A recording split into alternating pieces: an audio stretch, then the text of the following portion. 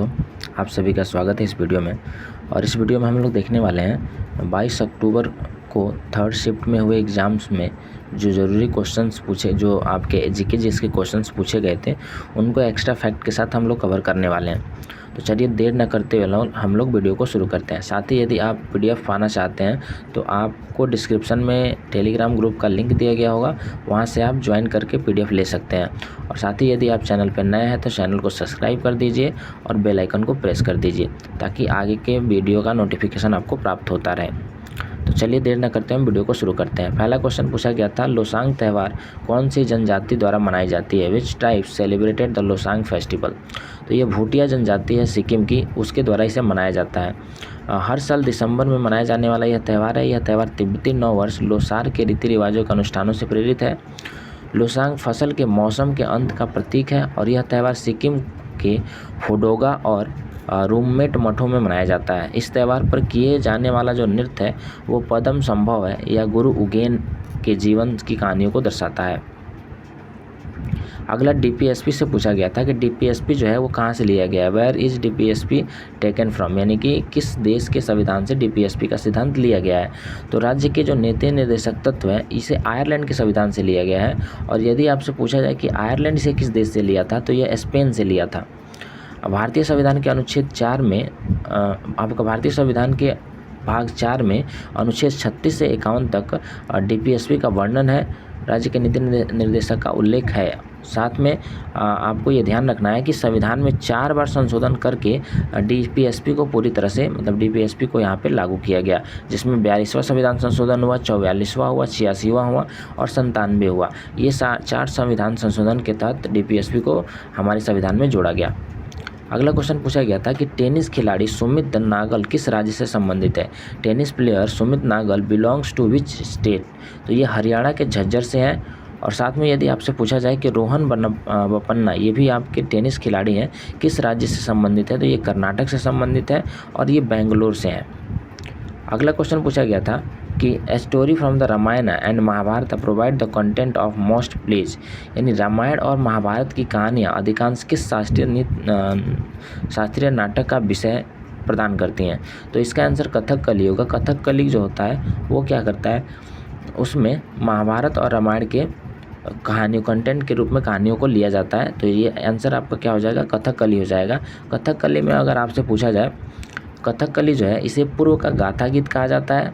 ठीक है, second shift में भी कथकली से क्वेश्चन पूछा गया था, तो इसे पूर्व का गाथा गीत कहा जाता है। महिलाएं इसमें भाग नहीं लेती हैं और इसे मुकुट नृत्य भी कहा जाता है, क्योंकि इसमें क्या किया जाता है, मुकुट पहना जाता है, चेहरा को सजाया जाता है। अगर मुख्य कलाकार पूछा जाए तो रीता गांगुली हो जाएगा, उदय शंकर हो जाएगा, कृष्ण नायर हो जाएगा, शांतारा हो जाएगा, मृणाली साराभाई हो जाएगा, कृष्ण कुट्टी हो जाएगा, आनंद शिवराज हो जाएगा, पंकज चरण दास हो जाएगा, सुनंदा नायर हो जाएगा, गोपीनाथ हो जाएगा और राजा रेड्डी हो जाएगा। ये सभी कथकली के प्रमुख कलाकार हैं।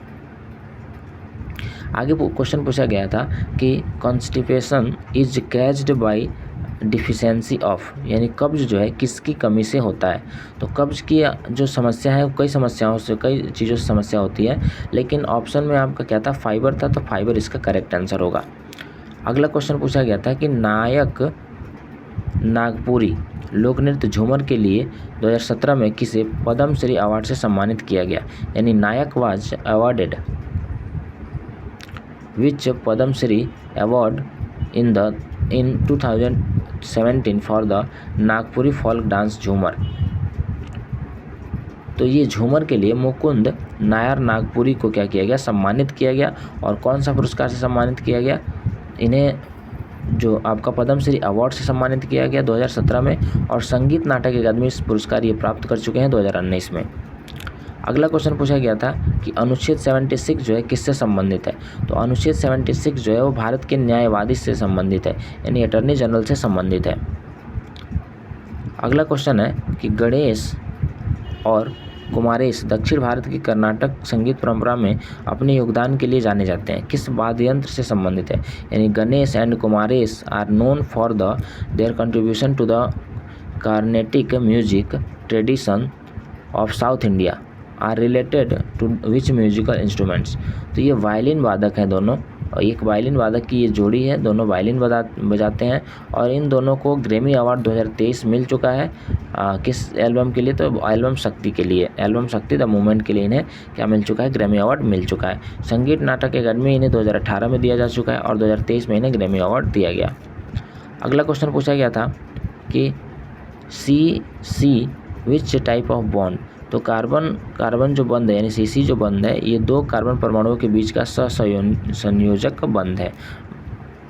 अगला क्वेश्चन पूछा गया था आपसे कि Panchpatmali deposit in Koraput district are the most important bauxite deposit in which state, यानी कोरापुट जिले में पंचमटी भंडार किस राज्य में सबसे महत्वपूर्ण बॉक्साइट भंडार है, यानी कि सबसे महत्वपूर्ण बॉक्साइट जो भंडार है वो पंचमटमाली भंडार किस राज्य में है? तो ये उड़ीसा राज्य में है। अगला क्वेश्चन पूछा गया था कि मुद्रा राक्षस नाटक किस भाषा में लिखी गई है?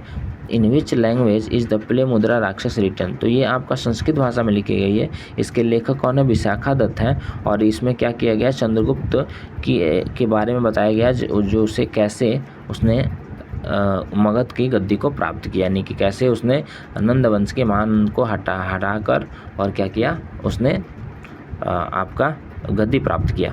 अगला क्वेश्चन है कि वास्तुकला की द्रविड़ शैली एक वास्तुशिल्प शैली है जो भारतीय उपमहाद्वीप के किस भाग में विकसित हुए? The Dravidian style of architecture is an architectural style that developed in which part of the Indian continent, तो यह दक्षिण भारत में विकसित हुई है। द्रविड़ शैली जब भी कहा जाएगा तो कहाँ का होता है? ये दक्षिण भारत में होता है।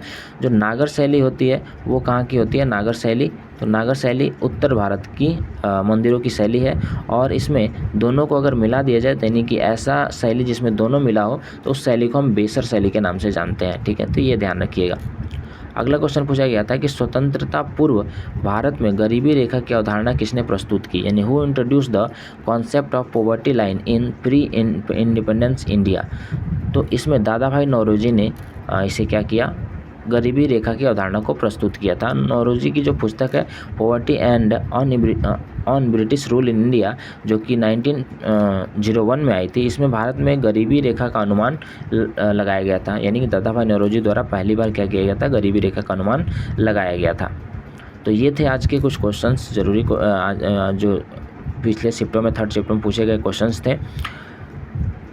आने वाले वीडियो का लिंक आपको पाने के लिए या साथ ही हमारे चैनल से जुड़े रहने के लिए आप चैनल को सब्सक्राइब कर दीजिए और बेल आइकन को प्रेस कर दीजिए। तो चलिए फिर मिलते हैं हम लोग अगले वीडियो में, तब तक के लिए धन्यवाद।